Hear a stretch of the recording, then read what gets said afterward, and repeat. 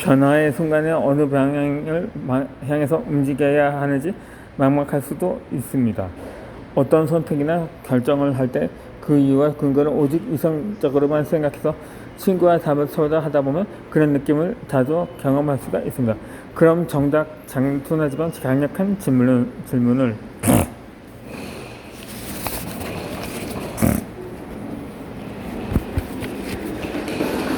쉽게 묻기도 합니다. 그 질문에 나는 어떻게 느낄 수 있을까? 입니다. 변화를 할 때는 그 변화의 이후에 자신의 모습을 생각해 봅시다. 변화가 이루어진 미래에 나는 어떤 느낌이 드는가요? 그 자신은 사실만으로 만족한가요? 아니면 결국 선택했으면 어떻게 후회하는가요? 안의 자신 쪽을 기울어진 나의 감정을 눈치챌 수 있을 것입니다. 감정은 무엇인지 알려줍니다. 빨리 어른이 시작을 성공한 적이 있었습니다. 어느 정도 나이가 들면 걱정도 고민도 없고 삶의 모든 문제를 편안하고 능숙하게 다룰 수 있지 않을까 기대했기 때문입니다.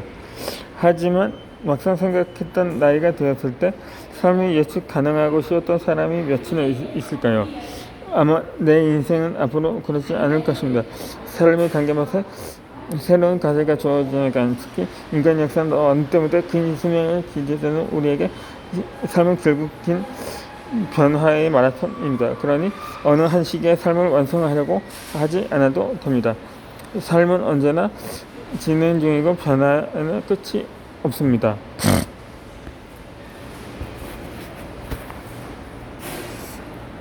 이 상실과 남겨진 마음들입니다.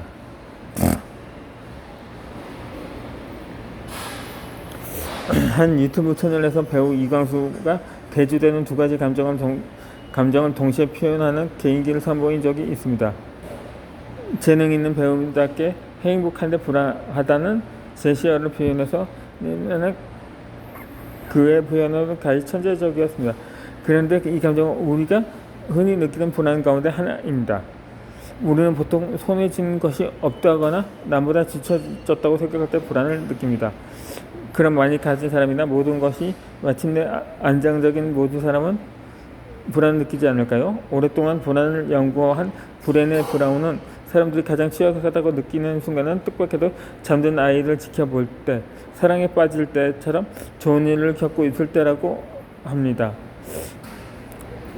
소중한 것을 손에 넣어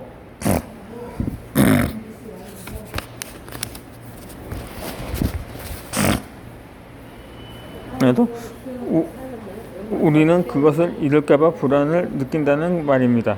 이 가진 것이 많은 사람은 뒤집어 생각하면 잃을 것이 많은 사람, 행복한데 불안한 사람입니다.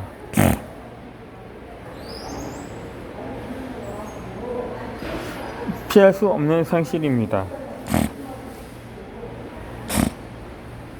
상실의 경험은 고통스럽습니다. 하지만 피할 수 없는 것이기도 합니다.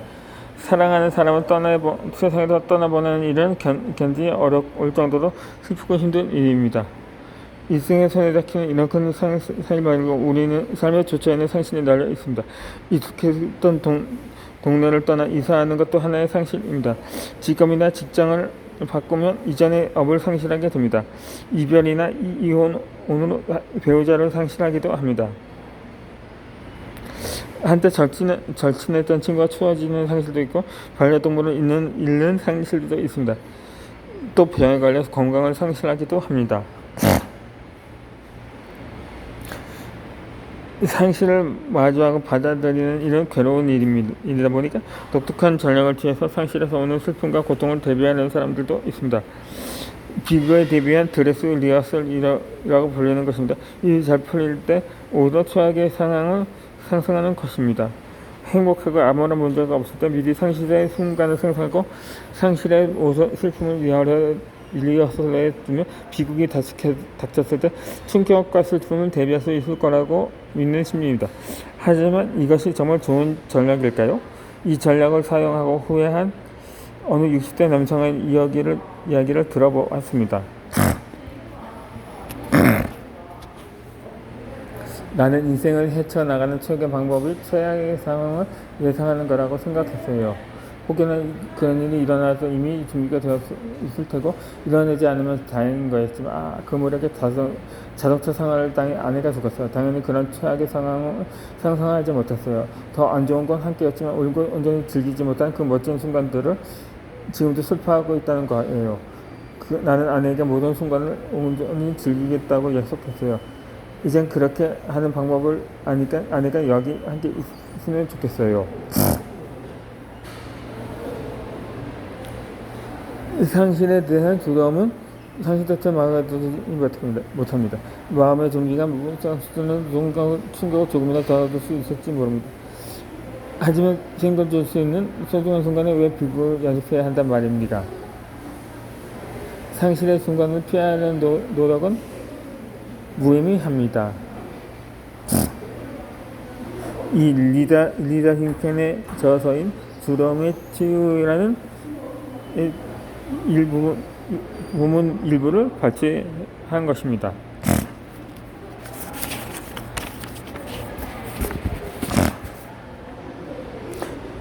그렇게 할 뿐더러 그에 대비하는 마음을 오직 지금만 누릴 수 있는 행복에 온전히 집중하지 못하게 반해합니다.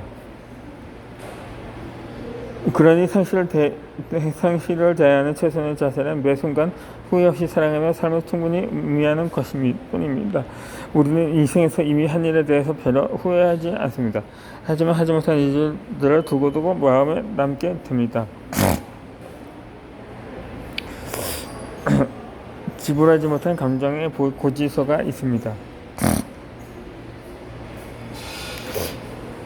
이때로는 상실로 인한 슬픔은 너무나 커서 외면하고 싶을 때도 있습니다.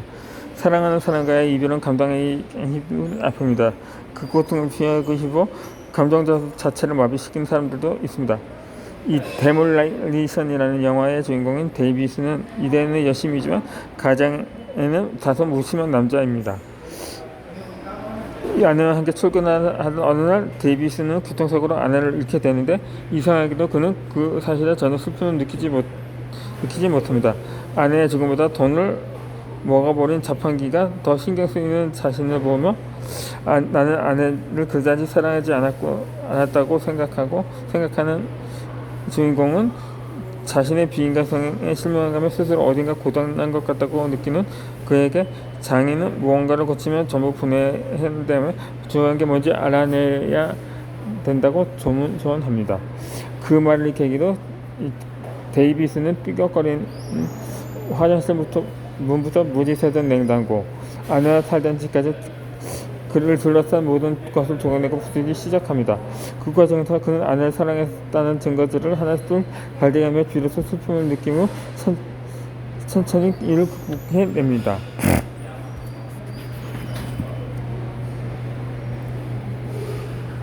데이비스처럼 우리가 감정 외면의 이유가 강한 기자에 발전해 있습니다. 강한 기자를 인증 거점으로부터 스스로 부하기 위해서 획득하는 심리적 수단치입니다. 그런데 전문가는 여기서 두 가지 문제가 발전하기 시작합니다. 첫째로 감정을 마주치지 않으려고 전직하는 순간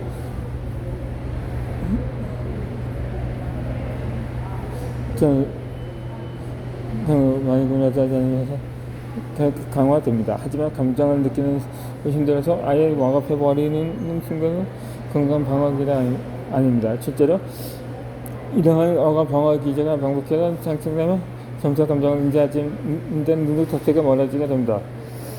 심하고 자신의 감정을 잘 인식하지 못하는 감정은 감정 표현 습관이 이룰 수 있는데 이 경우가 다시 자기 감정인데도 다른 사람의 무서움 없이 인식할 수 없어집니다. 점차 스스로의 감정에 묻어들어 가다가 데이비스처럼 자신의 방탄을 이해하지 못해 괴로워지는 것입니다.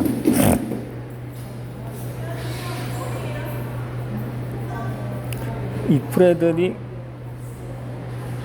베크만의 소설 불안한 사람들에서 은흥은 잘하는 자기 앞으로 한 통의 편지를 달았지만 그 편지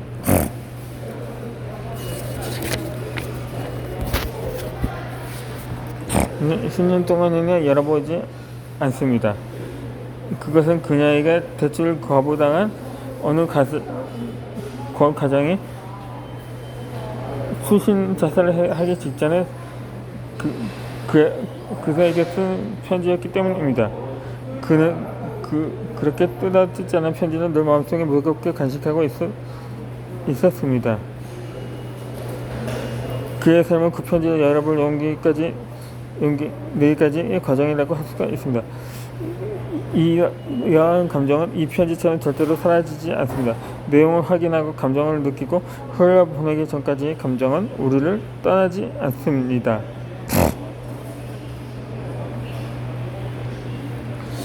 이 상실로 인해 한동안 여러 가지 감정이 흘러오리처럼 몰아칠 수 있습니다.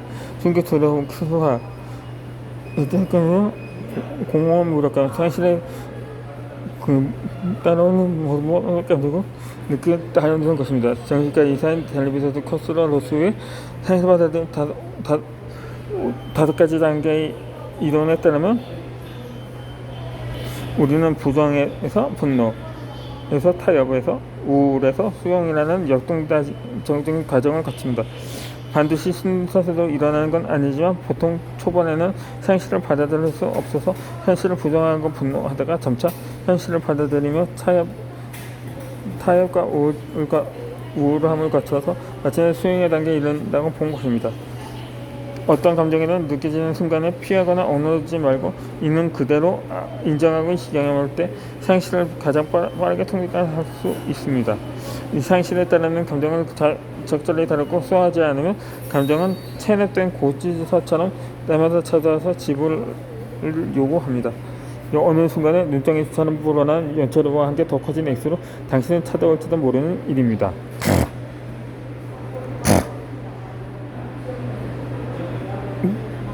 이렇듯 상실의 슬픔은 사랑을 했다는 증거입니다.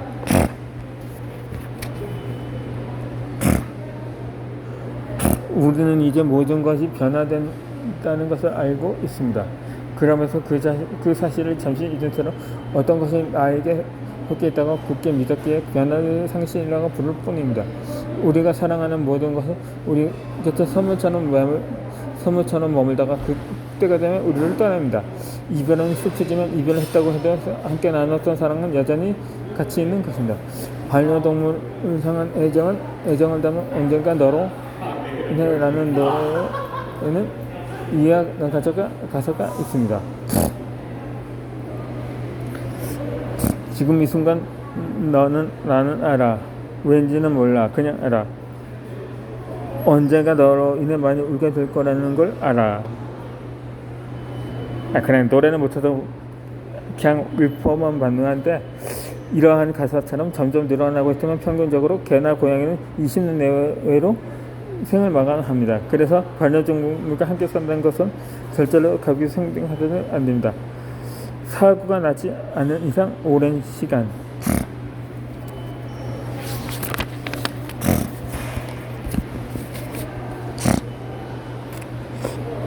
은시가 나에게 온기를 나누어주다 어느 날 나 자신을 훌쩍 떠나게 될 것이기 때문입니다.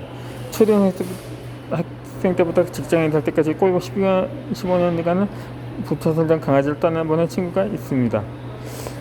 너무도 큰 상실감에 다시는 공부하고 또 키울 수 없을 거라고 울던 친구는 5년이 지나고 나서 마음의 정을 끝나고 알라스카 위기에 놓인 유기견을 한 마리 입양했습니다. 무언가를 진심으로 사랑한다는 언젠가 내게 필히 다가올 상실까지도 끌어안는 건 아닐까요?